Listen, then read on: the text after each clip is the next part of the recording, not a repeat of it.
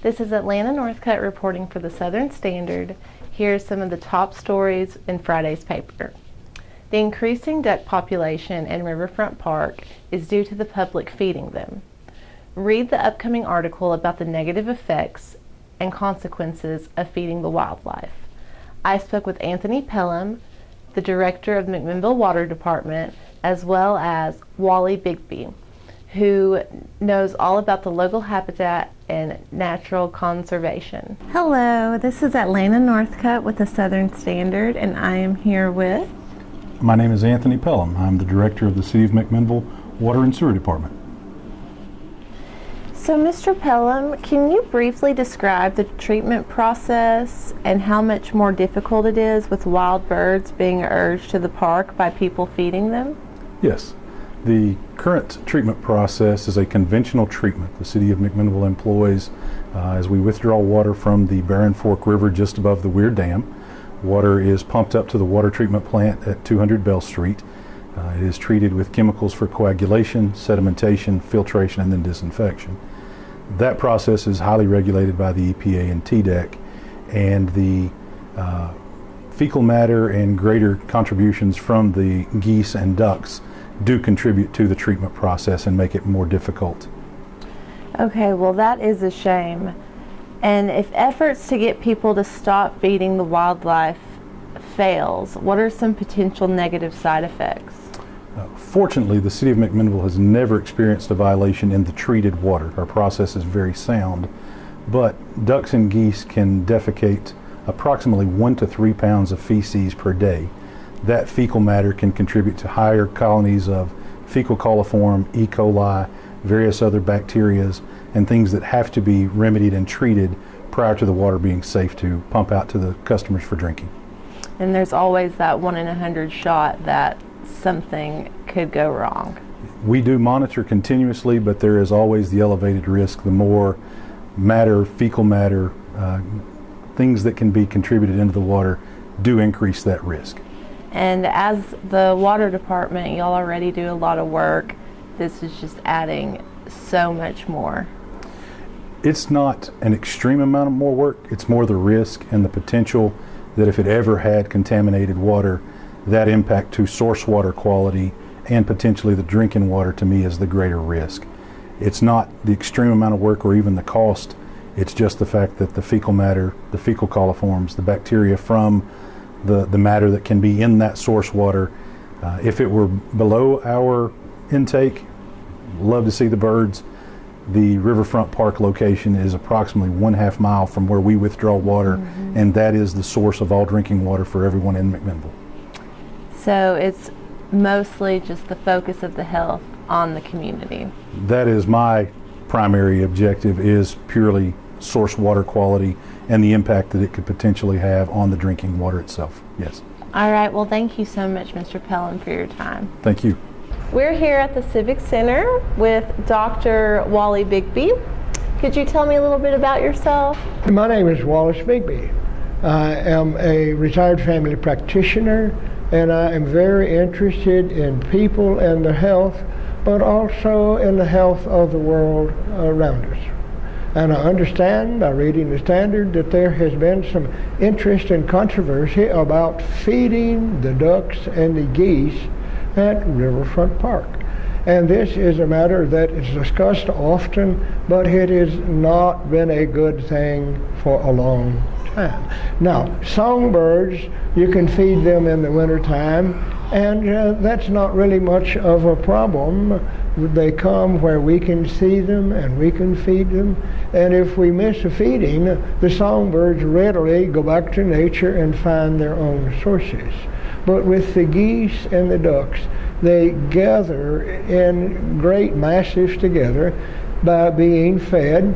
And one of the problems there is they stay on together after they should be scattering about, finding natural food sources and having their nest and raising their babies and teaching the babies how to forage in nature.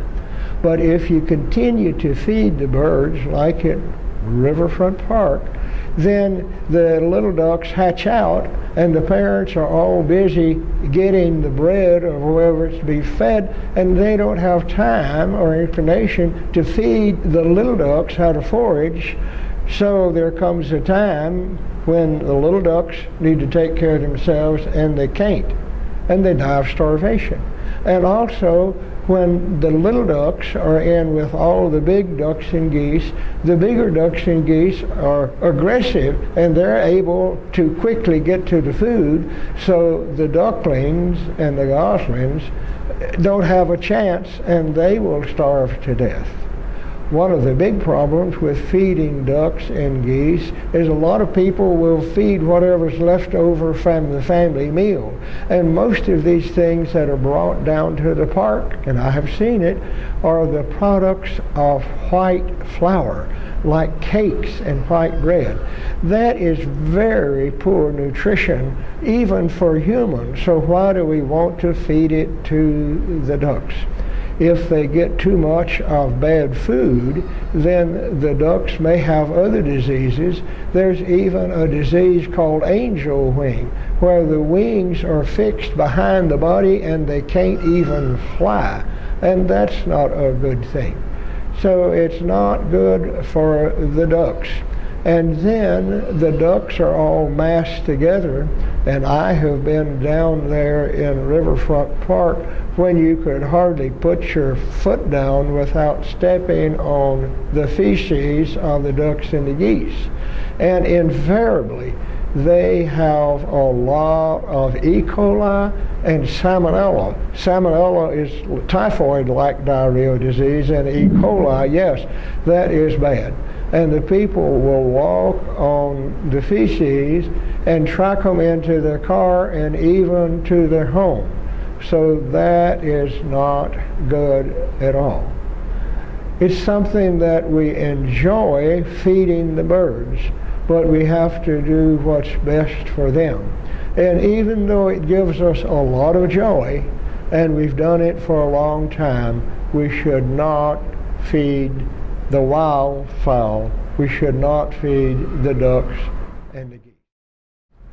An exception to feeding the ducks and the geese is that when they are fed under controlled and scientific conditions, like over on the Hiawassee Preserve on the Tennessee River, there is an area where the Wildlife Commission feeds over 40,000 sandhill cranes, but they feed them seeds, proper food, and the ducks get to migrate when the food runs out and it's time for them to go back up north.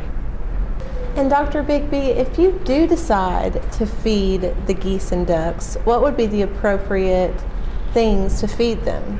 Well, virtually any kind of seeds, and if you really want to get something good, you can go to one of the stores like Tractor Supply and get duck food.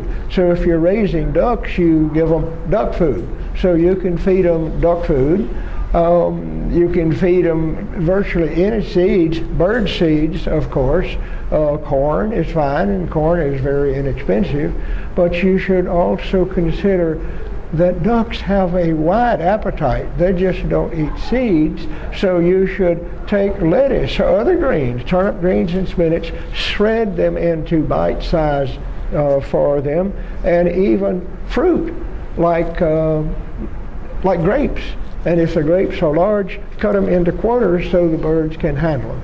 And then they get a much better diet, but never cakes and white breads. Those are excellent suggestions. Thank you. Thank you so much, Dr. Bigby, for taking the time to inform us about how to better treat the health of our animals and the local habitat. And our people, too. Get them out in the parks. Get them out walking on the trails, and in the summertime on the river. Being out of doors raises the spirits, make you happy, and wow. And the exercise 5 times a week, 30 minutes each time, makes a lot of difference in your health. Well, thank you so much. This has been extremely informative. Thank you.